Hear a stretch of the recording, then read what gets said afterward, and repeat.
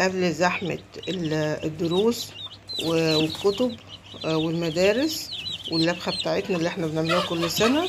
جبنا حبة كتاكيت دول عشان ان شاء الله من تربية رمضان. يقولوا لي لسه بدري على رمضان، احنا عارفين ان لسه بدري على رمضان، بس احنا بنكبروهم عشان ايه؟ البيضة في رمضان ان شاء الله نلاقوا بيض. فان شاء الله البيت دوت طبعا بدل ما نشتريه من بره، يبقى احنا لينا ايه؟ حاجه عندنا نظيفه وحاجه كويسه، وانتوا عارفين البيت بيغلى في رمضان، فاحنا الحاجه ديت جايبينها نظافه نضيفه، حاجه نضيفه لبيتنا. فان شاء الله اللي يعرف نوع الكتاكيت دي، انا مش هقول لكم نوعها المره دي ايه، بس اللي يعرف يقول لي وانا اصحح لكم المعلومه. ويا ريت يا ريت اجتهدوا شويه واعرفوا النوع، عشان ده هيتلخبطكوا شويه في النوع. قولوا لي النوع ايه وانا اصحح لكم معلومه.